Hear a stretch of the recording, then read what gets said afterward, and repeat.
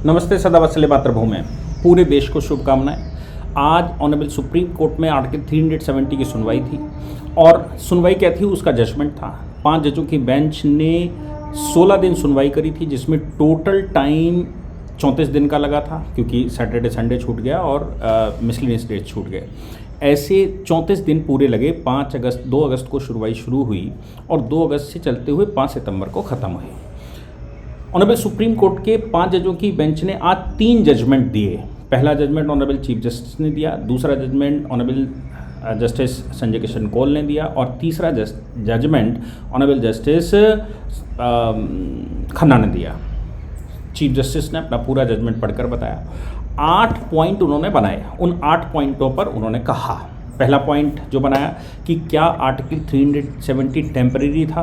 उन्होंने कहा बिल्कुल टेम्परेरी था और ये टेम्परेरी प्रोविज़न जो हम शुरू से कह रहे हैं, आपने अगर पुराने हमारे लेक्चर सुने हों, पुराने आपने भाषण सुने हों या फिर पुराने आपने इंटरव्यूज सुने होंगे तमाम टीवी चैनलों पर, उस पर मैं शुरू से कहता आया हूँ कि आर्टिकल 370 टेम्परेरी है। एक पार्टिकुलर पर्पस के लिए उसको रखा गया था। भारतीय फेडरलिज्म में अलग अलग स्टेट्स को अलग अलग तरह से ट्रीट सरकार करती है या केंद्र करता है, उसमें ही आर्टिकल 371 कैपिटल ABCDEFGH आता है और वैसे ही आर्टिकल 370 है। आर्टिकल 370 इतना टेम्परेरी था कि आर्टिकल 370 को ख़त्म करने के लिए पार्लियामेंट भी जाने की ज़रूरत नहीं थी। आर्टिकल 370 सीधा प्रेसिडेंट के ऑर्डर से ख़त्म किया जा सकता था और ऑनरेबल प्रेसिडेंट ने कॉन्स्टिट्यूशनल ऑर्डर 272, 273 पास करके सीधा उसको ख़त्म किया है।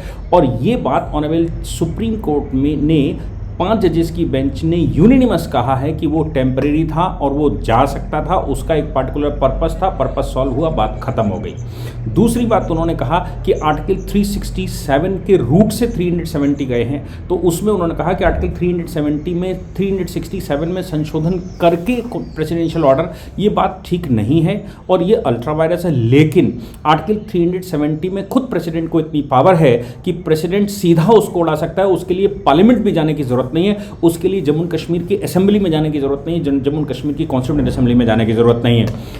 चौथी बात जो सामने आई वो ये आई, क्या आर्टिकल 371A और आर्टिकल 373 में जो पावर दे रखी है प्रेसिडेंट, उसके लिए क्या कॉन्स्टिट्यूएंट असेंबली की आवश्यकता है?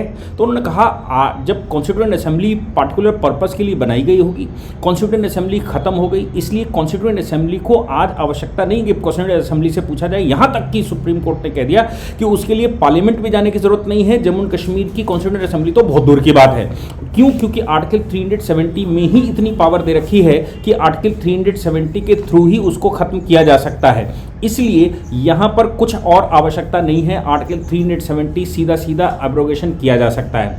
और अमील कोर्ट ने अगली बात कहा, सॉवरेंटी की बात जो लगातार कही जा रही थी कि क्या जम्मू कश्मीर के पास सॉवरेंटी है। उन्होंने कहा जिस समय 25 नवंबर 1949 को प्रेसिडेंट महाराजा ने या महाराजा के रीजेंट ने जिस समय ऑर्डर कर दिया या उसने जिस समय सरेंडर कर दिया या मैं कहूं कि प्रोक्लेमेशन कर दिया, प्रोक्लेमेशन करके भारतीय संविधान को स्वीकार कर लिया, इसका मतलब हो गया कि वो भारतीय संविधान के अंदर आ गया। और भारतीय संविधान के अंदर आने का मतलब बिल्कुल साफ है कि now will be govern by the constitution of India. और कॉन्स्टिट्यूशन ऑफ इंडिया में पार्लियामेंट उसको डील करने का पूरा राइट रखती है, प्रेसिडेंट को 370 में पावर है। इसलिए ये कहना ठीक नहीं है कि अब जम्मू कश्मीर जो है वो सॉवरन है, क्योंकि 25 नवंबर को जैसे ही स्वीकार किया उन्होंने कॉन्स्टिट्यूशन ऑफ इंडिया को, वैसी सॉवरेंटी खत्म हो गई। अब तो सोल सॉवरन केवल भारत है, भारत माता ही सोल सॉवरन है। इस बात को ऐसे समझना चाहिए।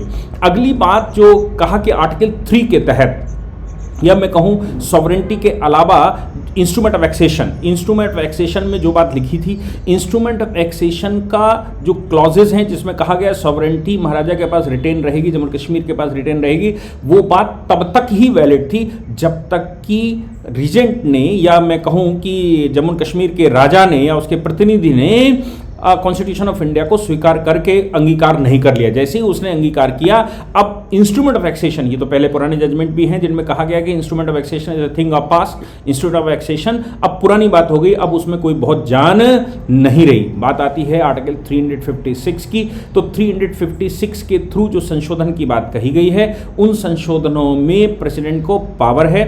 और सीधी सी बात यहाँ पर यह आती है, जो कोर्ट ने इसमें डिसाइड किया है, उन्होंने कहा कि देख लीजिए आर्टिकल आर्टिकल 370 के पास इतनी पावर है, या 370 में प्रेसिडेंट को इतनी पावर है कि उसको निर्णय लेने के लिए कुछ और सोचने की जरूरत नहीं है। अब बात, और निर्णय लेने के लिए किसी से पूछने की जरूरत नहीं, किसी और आर्टिकल में। कुल मिलाकर अगर मैं कहूं कि आर्टिकल 370 में ही सारी पावर थी, या मैं कहूं कि जो हमारा शरीर है, शरीर का जो सूक्ष्म शरीर है, सूक्ष्म शरीर के पास ही मन बुद्धि और अहंकार था, जो कुछ भी था, मन बुद्धि अहंकार जब सूक्ष्म शरीर में है तो सूक्ष्म शरीर ही निर्णय लेता है, ये बाकी फिजिकल बॉडी निर्णय नहीं लेती। ये न्याय शास्त्र का, या मैं कहूं न्याय दर्शन का सिद्धांत है। तो न्याय दर्शन का सिद्धांत और इसके साथ सांख्य दर्शन का सिद्धांत, यहां पर अगर ध्यान रखोगे तो सीधी सी बात आती है कि जो मन बुद्धि आत्मा जो कुछ भी था वो आर्टिकल 370 के अंदर था। आर्टिकल 370 से बाहर कुछ भी नहीं था, कहीं और जाने की जरूरत ही नहीं थी। 370 ही सब कुछ करने में सक्षम है। इसके बाद अब बात आती है स्टेट रिऑर्गेनाइजेशन एक्ट की। क्या राज्य का पुनर्गठन किया जा सकता है? तो उन्होंने कहा, सॉलिसिटर जनरल इस बात के लिए एग्री थे कि लद्दाख निकाल कर बाहर किया जा सकता है, और ये आर्टिकल 3 जिसके तहत नई टेरिटरी बनाना, नया राज्य बनाना, पुराने राज्य को खत्म करना, पुराने राज्य से नए राज्य बनाना, नए राज्य को तोड़कर 2 राज्य बनाना या यूनियन टेरिटरी बनाना। तो फिर अगर जम्मू कश्मीर फुल स्टेट है तो फुल स्टेट में से लद्दाख जिस समय बाहर निकाला है, तो लद्दाख निकालने की पूरी पावर सरकार को है आर्टिकल 3 के तहत, या मैं कहूं पार्लियामेंट को है आर्टिकल 3 के तहत। इसलिए लद्दाख को बनाना कोई इसमें ऐसी बात नहीं है जो कंफ्यूजन क्रिएट करती हो। बाद में उन्होंने कहा, जब जहां तक बात जम्मू कश्मीर की आती है, तो जम्मू कश्मीर में 30 सितंबर 2024 तक, यानी कि केंद्र के चुनाव के बाद 30 सितंबर 2024 तक वहां पर उन्होंने डायरेक्शन दिया, और डायरेक्शन दिया है इलेक्शन कमीशन को कि वहां चुनाव पूर्ण करवाए जाएं। ऐसा डायरेक्शन कोर्ट ने इशू कर दिया है, और इसके साथ कहा है कि जम्मू कश्मीर को एज सून एज पॉसिबल, जितनी जल्दी हो सके उसको फुल स्टेट का दर्जा दिया जाए। इसको तो जिस समय सरकार केस लड़ रही थी तो सॉलिसिटर जनरल ने सरकार के बिहाफ पर ऑनरेबल कोर्ट से कहा था कि एज सून एज पॉसिबल, हम जितनी जल्दी हो सकता है हम उसको स्टेटहुड का दर्जा पुनः देने वाले हैं और उसमें चुनाव करवाने वाले हैं। प्रोसेस हो रहा है। इलेक्शन कमीशन के अलावा वहां पर जो डिलिमिटेशन कमीशन है, डिलिमिटेशन कमीशन काम कर रहा है। आपको याद होगा, डिलिमिटेशन कमीशन में स्टेट रिऑर्गेनाइजेशन एक्ट दोबारा अभी केंद्र सरकार ने 2 दिन पहले ही पास किया है, और अमित शाह जी ने उसमें स्टेटमेंट दिया था कि आखिर क्या क्या उन्होंने उसमें किया है, और अब सीटें कितनी हो जाएंगी, कितनी सीटें रिजर्व हैं, कितनी सीटें SC ST के लिए रिजर्व हैं, कितनी सीटें OBC के लिए रिजर्व हैं, कितनी सीटें महिलाओं के लिए रिजर्व हैं, कितनी सीटें कश्मीरी विस्थापितों के लिए रिजर्व हैं, कितनी सीटें मीरपुर, मुजफ्फराबाद, गिलगिट बाल्टिस्तान के विस्थापितों के लिए सुनिश्चित हैं।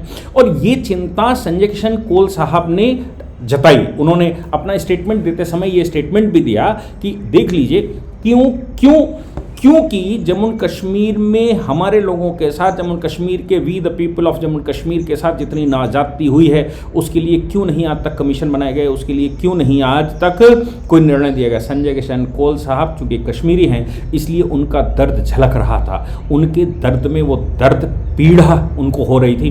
वो कह रहे थे कि जो एक्सोडस हुए हैं, जो वहाँ पर अत्याचार हुए हैं, जो वहाँ पर इंसर्जेंसी आई है, जहाँ वहाँ पर जो अत्याचार नागरिकों के साथ हुए हैं, सीधा तो नहीं कहा, मैं उसको पूरा कर देता हूँ, जो कश्मीरी हिंदुओं के साथ अत्याचार हुए हैं 89-90 के दशक में, या जो उससे पहले एक्सोडस हुए हैं, बहुत कुछ गलत हुआ है।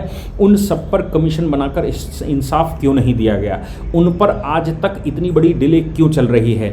इन पर इंसाफ मिलने की प्रक्रिया होनी चाहिए। ये उनका एक स्टेटमेंट था, ये निर्णय का पार्ट नहीं है, लेकिन उनका एक स्टेटमेंट है, जिस स्टेटमेंट को वो अपना कह रहे थे। क्योंकि पीड़ा होगी तो निश्चित रूप से पीड़ा कहीं ना कहीं तो कोई ना कोई व्यक्ति रखेगा।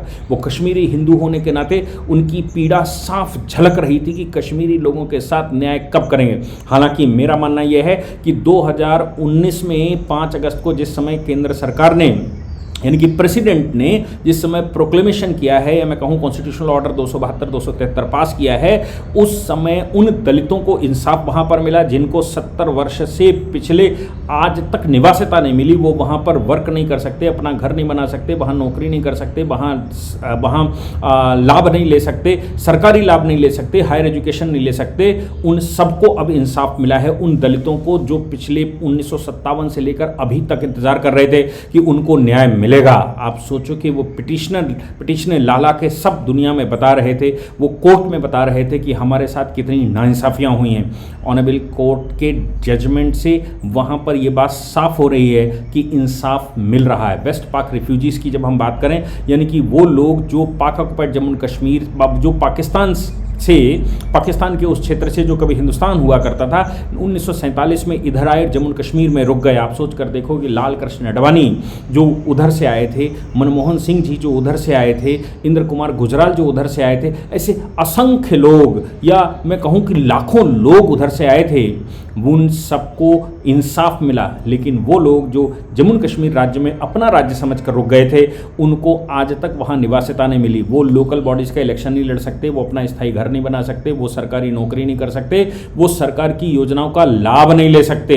आप सोचो कि ऐसा कहीं संसार में होता है? कहीं संसार में ऐसा भी हुआ है कि कोई दलित का बच्चा भी दलित ही बने, कोई सफाई कर्मचारी का बच्चा सफाई कर्मचारी बने? जम्मू कश्मीर की सरकार ने अपने समय पर जब आर्टिकल 370 के माध्यम से 35A को दिया गया था उनको, केंद्र की जवाहरलाल नेहरू सरकार के द्वारा, तो आप सोच लीजिए कि क्या कर दिया उन्होंने।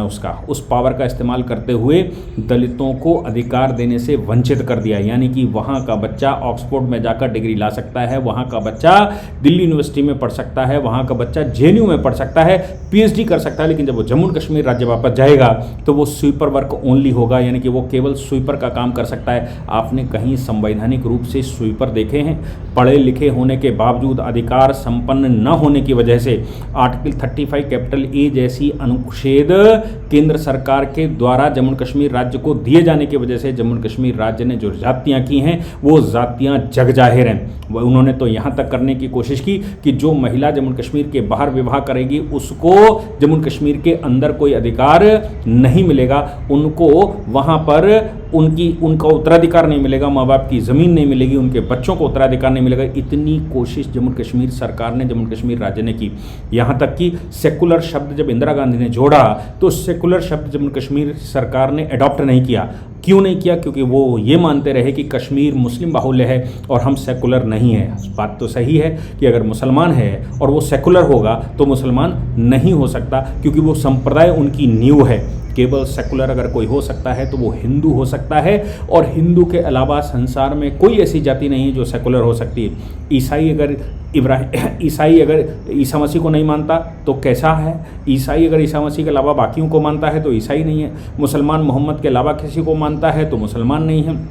यहूदी अगर इब्राहिम के अलावा किसी को मानता है तो यहूदी नहीं है। लेकिन हिंदू समाज ऐसा है जो किसी को ना भी माने तो भी हिंदू है। तो सेकुलर शब्द तो केवल हिंदुओं के लिए लागू होता है। उन्होंने ये बात को चरितार्थ करते हुए सेकुलर शब्द अडॉप्ट ही नहीं किया। सेकुलर शब्द आप सोचिए 2019 में वहाँ पर लागू हुआ, और 2019 में ही ये सारे के सारे जितने वैलिड पॉइंट हम उठाते आए हैं, ईश्वर की कृपा ऐसी है कि सुप्रीम कोर्ट में चीफ जस्टिस जिसमें बोल रहे थे उसमें ऐसा लग रहा था कि वो जम्मू कश्मीर अध्ययन केंद्र की बात ही बता रहे हैं, जो हम पिछले 15 वर्ष से रिसर्च करके पूरे देश को अवेयर कर रहे थे, उन लोगों को अवेयर कर रहे थे जो समाज में बोलते हैं, हम उनको तैयार कर रहे थे, जो टीवी पर बोलते हैं हम उनको तैयार कर रहे थे, जो देश में बोलते हैं हम उनको तैयार कर रहे थे, जो विदेशों में बोलते हैं हम उनको तैयार कर रहे थे, जो लोगों को ज्ञान देते हैं हम उनको तैयार कर रहे थे, जो कि पब्लिक ओपिनियन बनाते हैं। आज ऐसा लग रहा था कि ऑनरेबल चीफ जस्टिस के कानों में वो सारी बातें पड़ी,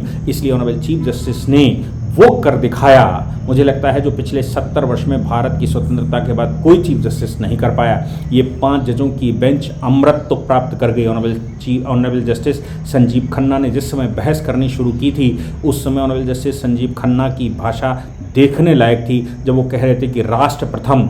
जब चीफ जस्टिस कह रहे थे कि देश के आगे कुछ नहीं, 2 इंटरप्रिटेशन अगर करने हैं तो राष्ट्र के पक्ष में इंटरप्रिटेशन करिए, राष्ट्र के विरोध में इंटरप्रिटेशन नहीं किया जा सकता। आप सोच कर देखिए कि वो लगातार कह रहे थे कि टेम्परेरी को परमानेंट कैसे बनाया जा सकता है। वो बहस करते समय भी कह रहे थे कि आप बताइए कि कॉन्स्टिट्यूएंट असेंबली जब खत्म हो जाए तो रिजेक्ट कैसे हो सकता है। मेरा मानना यह है, रिजेक्ट तो केवल कुरान हो सकती है।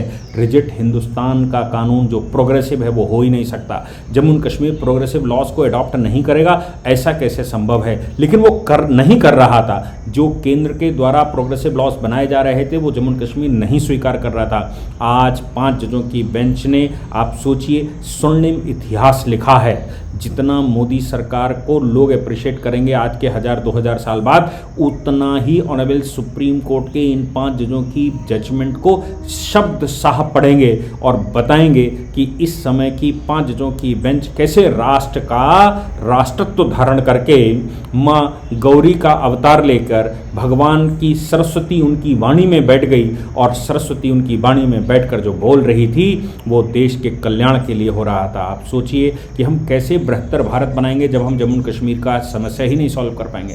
हम कैसे बृहत्तर भारत बनाएंगे जब हम असम की समस्या स्वीकार नहीं कर सॉल्व नहीं कर सकते। हम कैसे बृहत्तर भारत बनाएंगे, हम कैसे विश्वगुरु बनेंगे अगर हमारे अंदर ही संवैधानिक रूप से बहुत सारी समस्याएं रहेंगी। ये कदम, आज का जजमेंट उस दिशा में एक महत्वपूर्ण कदम है जो ऑनरेबल सुप्रीम कोर्ट ने आज निर्णय करके उस पर मोहर लगाई है। जो भाषा अमित शाह जी बोल रहे थे उसी भाषा का समर्थन ऑनरेबल कोर्ट कर रहा था। जो जम्मू कश्मीर अध्ययन केंद्र के नाते पिछले 15 वर्ष से रिसर्चें हमारी पूरी टीम कर रही थी देश की, वो रिसर्चें आज सुप्रीम कोर्ट के द्वारा प्रमाणित कर दी गई।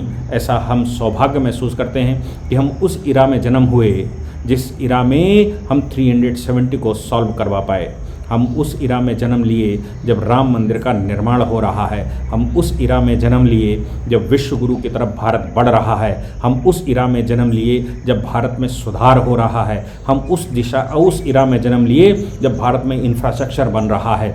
हम उस इरा में जन्म लिए जब भारत में फाइनेंशियल सुधार हो रहे हैं, इकोनॉमिक सुधार हो रहे हैं। और हम उस इरा में जन्म ले रहे हैं जब भारत में तुष्टीकरण लगभग समाप्त हो रहा है। हम उस इरा में जन्म ले रहे हैं जब वक्फ एक्ट खत्म हो रहा है। आप सोचिए कि हमारे देश में मेरा सौभाग्य है कि हम इस समय जन्म लिए।